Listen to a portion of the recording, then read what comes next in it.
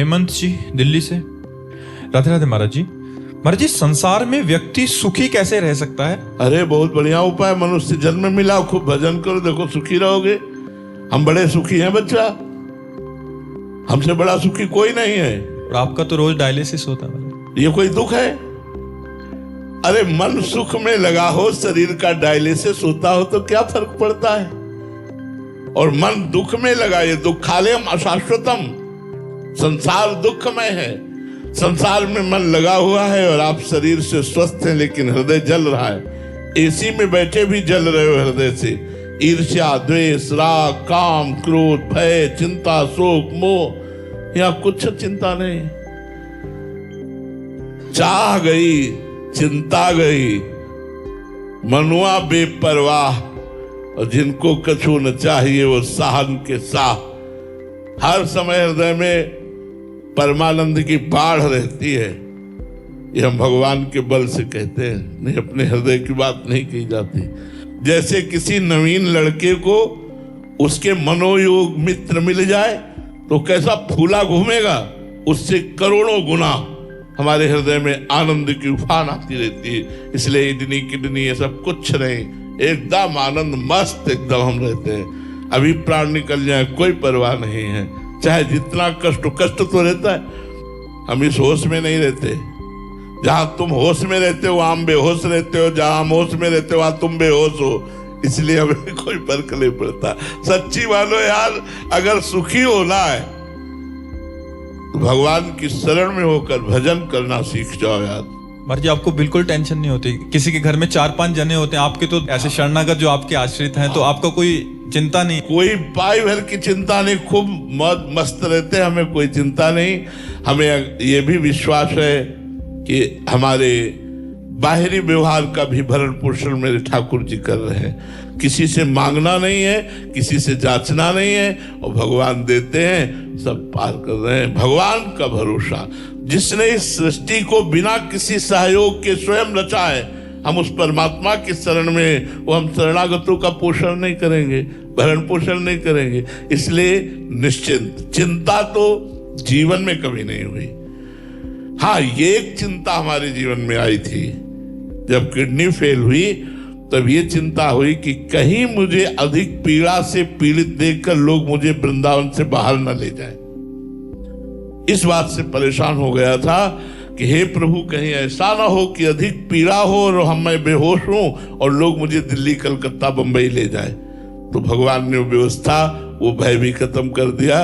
वृंदावन छूटने का डर था कि कहीं किडनी अपना स्वरूप ऐसा ना प्रकट कर दे कि लोग मुझे वृंदावन से बाहर ले। और आज तक कोई चिंता नहीं, भगवान निश्चिंत किए हुए हैं, सब कुछ चल रहा है, सब आनंद में चल रहा है, कोई चिंता नहीं। अन मांगे आगे आवे गो, जीव पर लागे पल को। बिना मांगे सारी व्यवस्थाएं भगवान पूर्ण कर रहे हैं। अब आप सोचो कि आप गृहस्थ हो, आप तो बाबा जी हो, आपका चल रहा है, नहीं। चक्रवर्ती सम्राट अम्बरीश जी हर समय भगवान की सेवा और स्मरण में रख, और पूरा सम्राट पद का संचालन भगवान के द्वारा हो रहा। जो भगवान के सहारे होता है, भगवान उसके लौकिक कार्य भी कर देते हैं। एक प्रसंग आता है जयमल जी का कि उन्होंने नियम लिया था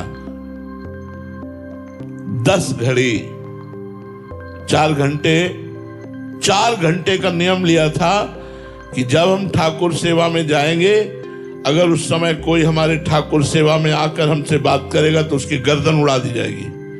मतलब इतना एकांत ठाकुर सेवा हो कि कोई हमें विक्षेप न पहुंचावे। ये बात जब विरोधी राजाओं को पता चली, जयमल जी बड़े बलवान राजा थे और वो उस समय पूजा में होंगे, 4 घंटे निकलेंगे नहीं, तो विरोधी राजाओं ने उसी 4 घंटे में आक्रमण करने का निश्चय किया कि जब राजा अपनी पूजा गृह में चले जाएं तो आसपास से उनके राज्य को घेर करके और उसको अपने कब्जे में कर लिया जाए। बाद में राजा को बंदी बना लेंगे। जब सेना परास्त तो राजा बंदी तो बनी जाएगा। घेर लिया। गुप्तचरों ने तुरंत सूचना दी कि नगर को घेरा जा रहा है, चारों तरफ से आक्रमणकारी सेना आक्रमण के लिए उतारू है। आदेश मिले तो हम उनके साथ युद्ध करें, बिना राजा के आदेश के युद्ध कैसे हो सकता है। अब सेनापति परेशान, सब परेशान कि जो जाएगा पहला होगा कि उसकी गर्दन उतार दी जाएगी। अब उन्होंने अपनी परेशानी राजमाता से कही कि शायद है कि आपके ऊपर वो क्रोध ना करेंगे, आप माता हैं, आप जाकर केवल इतना आदेश ले आइए कि हाँ आक्रमण करो, बस फिर हम देख लेंगे। फिर तो बलवान सेना थी, वो वहां गई तो इतनी तन्मयता से ठाकुर सेवा में लगे थे कि उनकी हिम्मत नहीं पड़ रही थी कुछ कहें। काफी समय व्यतीत होने के बाद कहा बेटा, तो उन्होंने पीछे मुड़कर देखा, कहा बेटा इस समय आना नहीं चाहिए, पर राज्य संकट में है। इस समय आक्रमणकारियों ने चारों तरफ से पूरी राज्य को घेर लिया है। अगर आप केवल आज्ञा दे दें युद्ध की तो राज्य सेनापति कहते हैं कि हम संभाल लेंगे। तो उनका सब भगवान अच्छा करते हैं, जिनका राज्य है वही देखेंगे, आप जाओ यहां से। ना तो ये कहा युद्ध करो, ना कोई, बस यही कहा कि जिनका राज्य है वही देखेंगे, वही भगवान देखेंगे, चलो जाओ आप। 4 घंटे के बाद सेवा की, प्रणाम किया ठाकुर जी को, बाहर निकले और कहा आक्रमणकारी कहां है? तो उन्होंने कहा कि उसके बाद कोई आक्रमण की आवाज नहीं आई, कोई सूचना नहीं आई, कोई बात नहीं आई। हम लोग तैनात खड़े हैं, हमारे पास तक कोई नहीं आया। उनका मेरा घोड़ा तैयार किया जाए, मैं अभी देखता हूं। तो घोड़ा गए तो पसीना से लथपथ था घोड़ा। अरे ये तो ऐसा लग रहा है जैसे युद्ध करके आ रहा हो, इतना थके श्रमित, पसीना से लथपथ। जे ही छुआ तो रोमांच हो गया। बोले इतना आनंद तो मैंने कभी नहीं पाया अपने घोड़े को स्पर्श में, ये क्या बात है? चलो इसको छोड़ो, दूसरा घोड़ा लाओ। दूसरे घोड़े पे बैठे और जे गए तो सब सेना गिरी हुई पड़ी थी, चारों तरफ सब मूर्छित पड़े थे। जो विरोधी राजा था उसके पास जाकर घोड़े से खड़े हुए, वो मूर्छित पड़ा था, उसको होश में, एक भी मरे नहीं थे, होश में लाए और कहा, तो रो के चरणों में गिर गया। बोले बस एक बार दिखा दो, वो जो आपका सेनापति आया था, एक बार उसे दिखा दो। विरोध तो जिंदगी में करूंगा नहीं, पर एक बार देखना चाहता हूं आपके सेनापति को।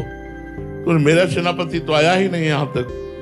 बोले नहीं, उसकी तिरछी चितवन मंद मुस्कान और एक बाण ने सबको मूर्छित कर दिया, एक बार बुला दो। तो उन्होंने कहा वो और कोई नहीं हो सकते, वो मेरे भगवान हो सकते हैं। आए और घोड़े की आरती की अपने, और प्रणाम किया घोड़े को कि आराधना करते तो मुझे इतना समय हो गया, भगवान ने साक्षात दर्शन नहीं दिए, पर तेरा सौभाग्य कि भगवान तेरी पीठ पर सवार हुए। देखा, भगवान ने रक्षा करी। जो भगवान के पूर्ण आश्रित होता है उसकी रक्षा भगवान करते हैं, भरण पोषण भगवान करते हैं। भगवान ने गीता जी में वचन दिया है, अनन्यश्चिन्तयन्तो माम ये जनाः पर्युपासते तेषां नित्याभियुक्तानां योगक्षेमं वहाम्यहम्। मैं उसके योग और क्षेम की स्वयं रक्षा करूंगा, भगवान कह रहे हैं। अप्राप्ति को प्राप्त कराना योग कहते हैं, प्राप्ति की रक्षा करने को क्षेम कहते हैं, मैं स्वयं करूंगा, भगवान कहते हैं। तो मुझे लगता है यार अनेकों जीवन व्यतीत हो गए, अगर एक जीवन हम भगवान को देकर भजन करते हुए सत मार्ग से अपने कर्तव्य का पालन करें तो हमारा कल्याण हो जाए, हम सुखी हो जाएं, बड़े आनंद में, बड़े मौज में जीने के लिए। देखो यहां किसी को किसी भी तरह की कोई फीस देनी पड़ी हो तो आप हमें बताओ, किसी ने लिया है कोई फीस किसी से, टोकन या किसी भी तरह की कोई फीस? अगर मानो मेरी जानकारी में ना हो, अगर कोई ले, वो बेईमान है, वो अपराधी है, वो हमारा शिष्य नहीं हो सकता, वो डुप्लीकेट पाखंड करके तुमसे ले रहा है। हमारे यहाँ का आदेश ऐसा नहीं है। हमारे यहाँ का आदेश है आपके चरणों में झुक करके आपका स्वागत करना, और आओ और बैठो और भगवत चर्चा सुनो और अपना जीवन मंगलमय बनाओ। हमारा भरण पोषण बहुत अच्छी तरह से चलता है, भगवान चलाते। यदि भगवान की शरण में हो जाओ तो तुम्हारे बुरे आचरण छूट जाएंगे, और जहां बुरे आचरण और पाप नष्ट हुए तो सुख ही सुख है, आनंद ही आनंद है जी। राधिका रसिक सहचरी जी, वृंदावन धाम से। गुरुदेव भगवान, आपने सत्संग में कहा था कि जब तक पाप नष्ट नहीं होते तब तक भजन में रुचि नहीं होती। अगर कृपावश नाम और भजन में प्रीति हो गई है और निरंतरता की तरफ रुझान हो रहा है, क्या ये समझा जाए कि पाप समूह शीघ्रता से नष्ट हो रहा है? हाँ, निश्चित।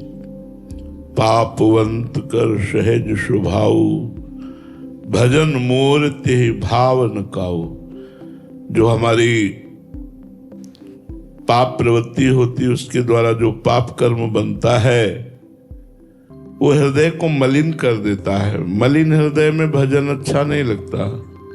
भोगों की गंदी बातें अच्छी लगती हैं, गंदे आचरण, गंदा खाना पीना। अगर हमारी भजन में रुचि बढ़ रही है, निरंतरता, बहुत लंबे समय तक एक नाम एक मंत्र चल रहा है, तो निश्चित भगवान की विशेष कृपा है और मन बड़ा पवित्र हो रहा है, अर्थात निष्पाप हो रहा है। पर इस बात का अभिमान न करे, ये कृपा से हो रहा है ऐसा समझे। अगर अभिमान करेगा तो किया करा फिर चौपट हो जाएगा, फिर वो दोषयुक्त मन हो जाएगा। अभिमान ठीक नहीं है कि मैं निष्पाप हो रहा हूं, ऐसा नहीं सोचना है। मैं तो पतित हूं, लेकिन पतित पावन भगवान की शरण में हूं, इसलिए मैं पावन हूं। नहीं तो वैसे तो मैं नीच अधम हूं। इंद्रिय, मन, बुद्धि, चित्त, हम ये सब प्रभु में लग रहे हैं, इसका मतलब प्रभु की हमारे ऊपर कृपा है, ऐसा सोचना चाहिए। वामिका पांडे जी, दिल्ली से।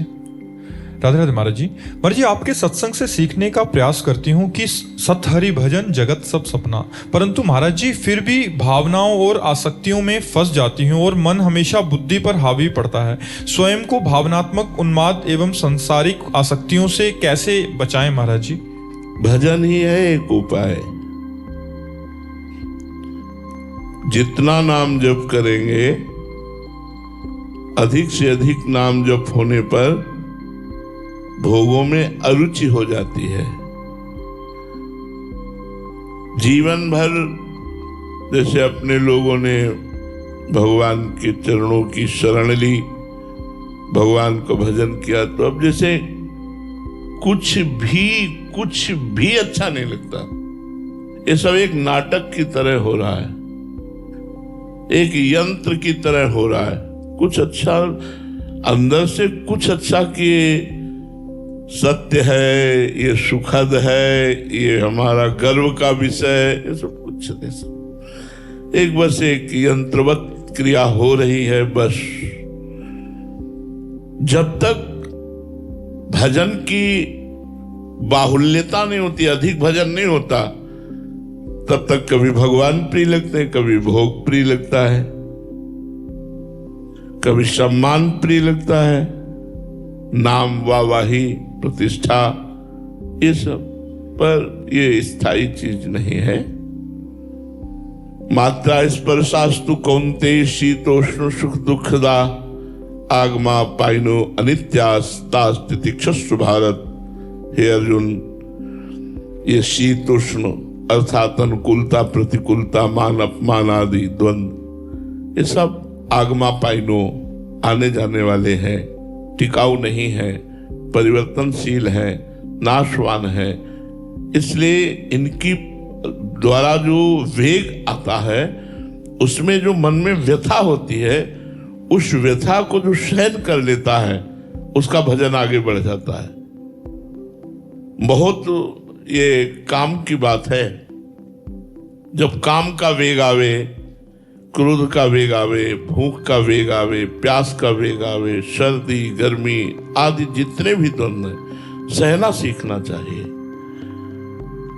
तास्तितिक्षस्व भारत, भगवान सामने हैं, पर वो चाहते हैं अपने जनों से कि वो सहना सीखें। जितना सहनशील होगे उतने अच्छे साधक बन जाओगे। जो मन के वेग को, वाणी के वेग को, भूख प्यास के वेग को, जनेंद्री काम के वेग को, इन वेगों को सहना नहीं सीखा, वो परमार्थ का उत्तम पथिक नहीं हो सकता। इसलिए हो सकता है हमारा मन लुभायमान हो जाए, किसी भी भोग को देखकर, किसी भी परिस्थिति को देखकर, पर हमें नहीं लुभायमान होना। मन का लुभायमान होने से कुछ हमारा बिगड़ने वाला नहीं। अगर हम मन के साथ लुभायमान हो गए तो बिगड़ जाएगा। तो थोड़ा हमको मन से अपने को अलग देखना होगा। हम मन नहीं है, हम इंद्री नहीं है, हम प्राण नहीं है, हम भगवान के अंश हैं, हम आत्म स्वरूप हैं, हमारा स्वरूप ब्रह्म स्वरूप है। जो भी भाव लगा पाओ, हम मन नहीं है। हम मन की जांच करें, अगर वो सही मांग कर रहा है तुम उसका सपोर्ट करें, यदि गलत मांग कर रहा है तो उसका विरोध करें। धीरे धीरे नाम जप के प्रभाव से समर्पित हो जाएगा मन, और जहां मन मंत्र और नाम के प्रति समर्पित हुआ फिर आनंद ही आनंद रहता है। इसलिए लगे रहो और अच्छे से लगो।